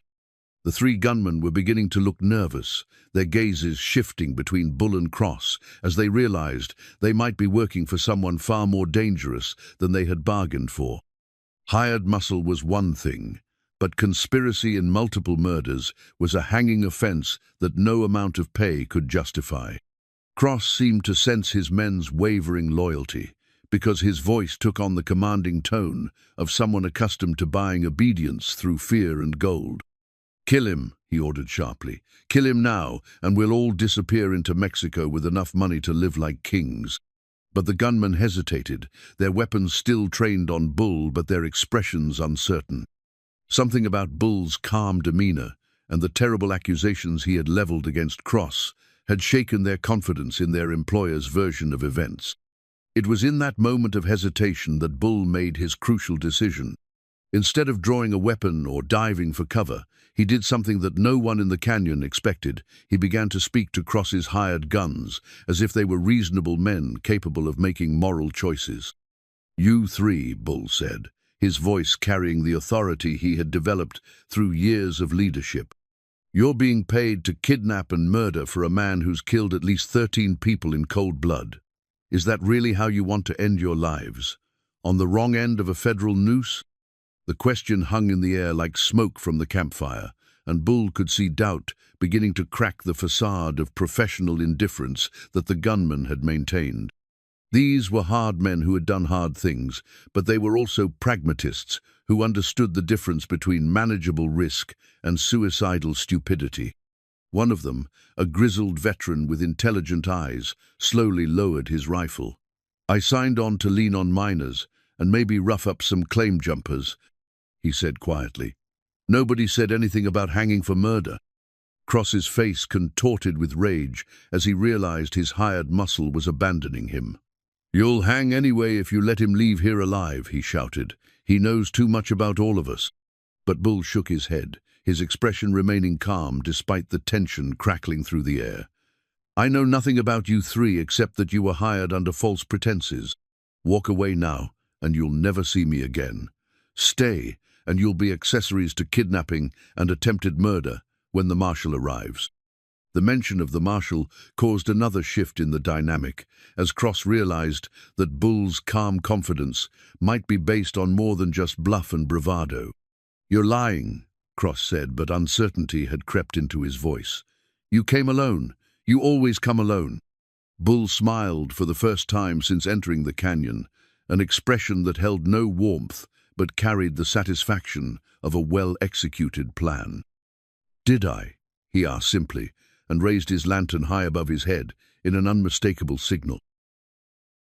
The deed to Cross's mine was hidden in a leather satchel beneath a pile of blankets near the campfire, exactly where Bull had expected to find it. As answering lantern signals flickered from the canyon rim above, Cross's remaining hired guns made their decision and melted away into the darkness, abandoning their employer to face the consequences of his crimes alone. Cross himself stood frozen beside the dying fire, his calculating mind finally grasping the full scope of the trap that Bull had carefully constructed. This wasn't the violent confrontation he had orchestrated, with Bull arriving in rage to be cut down by superior numbers. Instead, he faced something far more dangerous, the methodical application of justice by a man who had learned to channel his anger into purpose rather than destruction. You always were too clever for your own good, Marcus, Cross said, his voice tight with the realization that his careful plans were unraveling. Just like your father. My father trusted you, Bull replied, moving slowly toward Clara while keeping his eyes fixed on Cross. He believed in partnership and friendship and honorable dealing. It cost him his life. Bull reached Clara's side and began working at the ropes that bound her to the tree, his massive hands surprisingly gentle as he freed her from her restraints. She was pale but unharmed, her dark eyes bright with relief, and something that might have been pride in the man he was choosing to become. I'm all right, she whispered as the ropes fell away. He didn't hurt me. I think he was saving me as leverage for whatever he planned to do to you. Bull nodded, helping Clara to her feet while maintaining his watch on Cross. The older man had retrieved a pistol from somewhere in his coat, but his hand was shaking slightly, whether from age, fear, or the recognition that his long career of calculated murder was finally coming to an end. You think this changes anything? Cross demanded, his voice rising with desperation. You think you can undo 15 years of what you've become? You're still a killer, Marcus. Still the monster your father's death made you. One act of mercy doesn't erase a lifetime of cruelty. The words were designed to wound, to undermine Bull's newfound resolve by forcing him to confront the weight of his past actions. And Bull felt them hit home, felt the familiar spiral of self-doubt and anger that had sustained his reputation for brutality. But then Clara's hand found his arm, her touch steady and reassuring in the flickering firelight. When he looked down at her, he saw not judgment or fear, but the same calm acceptance that had challenged him from their first meeting. He's wrong, she said quietly, her voice carrying clearly in the mountain air. You're not the same man who built his empire on fear. You're the man who carved a wooden horse for a frightened child. You're the man who paid for an injured worker's medical care. You're the man who chose law over vengeance when it would have been easier to simply kill. Bull felt something shift deep in his chest, a fundamental realignment of how he saw himself and his place in the world. Clara was right. Cross's accusations held no power over the man he was choosing to become. You killed my father for money, Bull said, his voice steady despite the emotion behind it. You destroyed my childhood and twisted me into something I was never meant to be, but that ends tonight. From his coat, Bull withdrew the legal documents he had prepared copies of Cross's criminal correspondence, witness statements from minors who had seen suspicious activities, and most importantly, a formal complaint filed with the Territorial Marshal's office that morning. Jeremiah Cross, Bull said formally, you are under citizen's arrest for the murder of Thomas Harrington and conspiracy to commit fraud in the territorial mining districts. You will be held for federal authorities and tried according to the law. Cross's laugh was bitter and filled with disbelief. You think they'll believe you? You think anyone cares about legal niceties when it comes to settling scores in mining country? This is the frontier, Marcus. We make our own justice out here. Maybe that was true once, Bull replied, but times are changing. Clara's school is part of that change. Law and civilization are coming to places like Half Moon Gulch, and men like you are going to find that your time is running out. As if to emphasize his point, the sound of approaching horses echoed through the canyon as Jake Morrison and the other townsmen made their way down the treacherous trail toward the camp. Cross spun toward the sound, his pistol wavering between Bull and the approaching riders. This isn't over, Cross snarled, desperation replacing calculation in his voice. Even if they arrest me, even if they try me, there are other men like me, other opportunities. You can't protect everyone you care about forever. The threat was clear, and Bull felt the old rage stirring in response. For just a moment, he imagined how easy it would be to solve the problem permanently, to use his superior size and strength to silence Cross forever and eliminate any future threat to Clara or the community they were building. But then he thought about the wooden horse on his workbench, about the children in Clara's classroom, about the kind of man he wanted to be when this confrontation was over. The choice between law and lynch justice wasn't just about Cross, it was about the future of Half Moon Gulch and the example he would set for the next generation. You're right, Bull said quietly, surprising both Cross and Clara with his admission. I can't protect everyone forever. But I don't have to. That's what law and community are for. Jake Morrison emerged from the darkness at the head of a group that included not just miners, but also Tom Bradley from the town council and Dr. Murphy carrying his medical bag. They were armed, but their weapons remained lowered as they took in the scene. Cross isolated and desperate, Clara safe at Bull's side, and the evidence of criminal conspiracy spread out around the dying campfire. "Sheriff's about 2 hours behind us," Jake reported. "Sent word to the territorial marshal too. Figure this is too big for local justice." Cross's shoulders sagged as he realized that his options had narrowed to surrender or a futile resistance that would only add to his list of crimes. Slowly, with obvious reluctance, he lowered his pistol and let it fall to the rocky ground. "I want a lawyer," he said, the fight going out of his voice. "And I want protection from federal authorities. There are other men involved in this, men who won't appreciate my cooperation with law enforcement." Bull picked up the discarded pistol and handed it to Jake, then retrieved the leather satchel that contained the deed to Cross's fraudulent mining operation. The document would serve as additional evidence of the pattern of theft and murder that had characterized Cross's business practices. But more than that, it represented something symbolic proof that the cycle of violence and betrayal that had begun with his father's murder was finally coming to an end.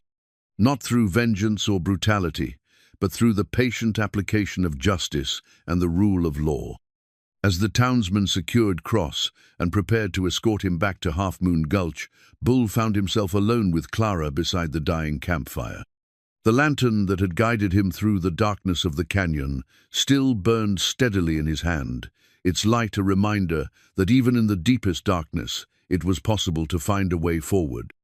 "Thank you," Clara said simply, her words carrying a weight of meaning that extended far beyond gratitude for her rescue.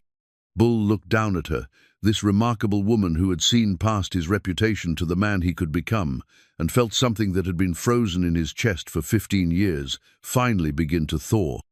"Thank you," he replied, understanding that she had saved him far more completely than he had saved her, "for showing me that it's never too late to choose who you want to be."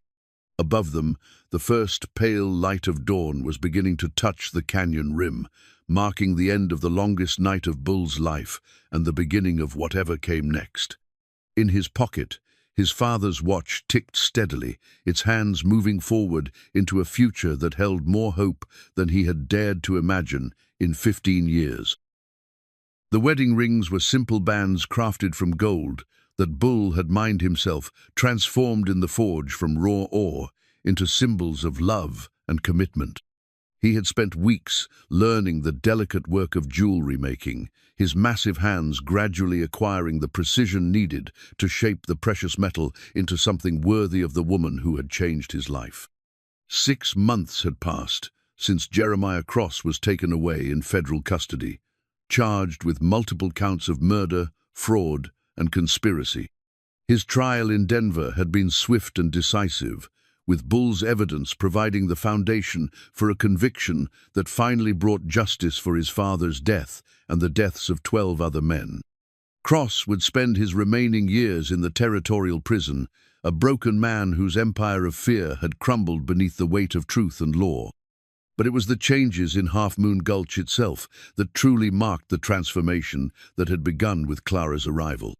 The old warehouse had been replaced by a proper schoolhouse, built with funds from Cross's seized assets and designed to accommodate the growing number of children whose families were choosing education over immediate labor. Clara's teaching methods had proven so successful that the Territorial Education Department had begun sending other teachers to learn from her approach. Bull's mine had become a model operation, with safety standards and worker conditions that attracted attention throughout the Colorado mining district. The systematic cruelty that had once characterized his management style had been replaced by policies that emphasized both productivity and human dignity. His workers no longer feared him, they respected him, a change that had proven far more valuable than all the intimidation he had ever employed. The wedding ceremony took place in the schoolhouse on a bright Saturday morning in late spring. with the entire community gathered to witness the union of two people who had found in each other the possibility of redemption and hope. Tom Bradley, acting as justice of the peace, performed the service with dignity and warmth, while the children from Clara's school provided music with voices that filled the modest building with joy. Bull stood at the front of the classroom wearing his best suit, the same massive frame that had once inspired terror, now radiating a quiet strength that spoke of protection rather than violence. When Clara walked down the makeshift aisle in her simple white dress, her face glowing with happiness, Bull felt tears gathering in his eyes, the first tears he had shed since his father's death. And these were tears of joy rather than grief. Do you, Marcus Harrington, take Clara Whitmore to be your wife, to love and protect and cherish for all the days of your life? Tom Bradley asked, his voice carrying clearly through the crowded room. I do, Bull replied, his deep voice steady despite the emotion that threatened to overwhelm him. With all my heart and soul, I do. When they exchanged the rings Bull had forged with his own hands, the gesture carried a significance that extended far beyond the simple words of the ceremony. These bands had been created from gold that Bull had extracted through honest labor, shaped by hands that had learned gentleness, and blessed by a community that had chosen to believe in the possibility of change. The reception that followed was held in the town square, with long tables laden with food contributed by every family in Half Moon Gulch. Jake Morrison offered a toast that brought both laughter and tears, speaking of the transformation he had witnessed in both Bull and the entire community. Dr. Murphy shared stories of Bull's quiet generosity, while the children from Clara's school presented them with a collection of handmade gifts that demonstrated how much their teacher's marriage meant to the young lives she had touched. But it was Pete Kowalski who offered the most moving tribute, rising slowly from his chair with his still healing leg to address the crowd. A year ago, he said, his voice carrying across the square, I was afraid of Marcus Harrington. We all were. He was a hard man, living in a hard time, and he ruled this town through fear because that was the only way he knew. But then Miss Clara came along, and she saw something in him that none of the rest of us had the courage to see. She saw a man who was capable of becoming better than he had been. Pete paused, his eyes meeting Bull's across the crowd. Mr. Harrington saved my life when that tunnel collapsed, not because he had to, but because he chose to. He paid for my medical care and made sure my family didn't suffer while I recovered. That's not the action of a cruel man, that's the action of a leader who cares about his people. The applause that followed was warm and genuine, a recognition of the journey that Bull had traveled from darkness toward light. But it was Clara's smile, radiant with love and pride, that mattered most to the man who had once been known only as the giant who ruled through fear. As evening fell and the celebration wound down, Bull and Clara found themselves alone in the schoolhouse where their unlikely courtship had begun. The desks had been pushed aside for the ceremony, but the blackboard still bore the lessons that Clara had been teaching her, students' simple words about kindness, courage, and the power of education to transform lives. Do you ever regret it? Bull asked softly, his arm around his new wife as they stood in the quiet classroom. Giving up your life in Boston to come to a place like this? Clara leaned against his solid warmth, her head resting on his chest, where she could hear the steady beating of the heart she had helped to heal. Never, she said simply. This is where I was meant to be. This is where we were meant to find each other. Bull looked around the schoolhouse, seeing not just a building, but a symbol of everything they had built together. Tomorrow, Clara would return to her teaching, guiding young minds toward futures that were brighter because of the foundation she provided. And Bull would return to his mine, leading men who followed him out of respect rather than fear. But tonight, they were simply Marcus and Clara Harrington, a giant of a man, and the gentle teacher who had shown him that true strength came not from the ability to destroy, but from the courage to create, to nurture, and to love. Outside the schoolhouse windows, Half Moon Gulch settled into peaceful slumber under a canopy of stars. Children slept safely in their beds, dreaming of the lessons they would learn tomorrow. Miners rested easy, knowing they would face dangerous work under the leadership of a man who valued their lives. And in the hearts of everyone who called this small Colorado town home, there was a quiet satisfaction that came from witnessing the miracle of redemption, the transformation of a community through the power of love to change even the hardest hearts. The wooden horse that Bull had carved months earlier sat on Clara's desk, a simple toy that had become a symbol of the gentleness that lived within even the most unlikely souls. Beside it lay Clara's mother's Bible, still pressed with wildflowers that spoke of beauty persisting in harsh places. And in Bull's pocket, his father's watch ticked steadily onward, its hands marking not just the passage of time, but the promise of all the tomorrows yet to come. Some men are born with darkness in their hearts, and others become monsters through pain and loss. But a precious few discover that it's never too late to choose who they want to be, never too late to trade fear for love, and never too late to build something beautiful from the ashes of what came before. In Half Moon Gulch, Colorado, in the year 1883, a giant cowboy and a gentle teacher had proven that redemption was possible for anyone brave enough to reach for it. And in the schoolhouse where it all began, their love story would continue to inspire generations of children who would grow up believing that even the hardest hearts could learn to be tender, and even the darkest souls could find their way to the light.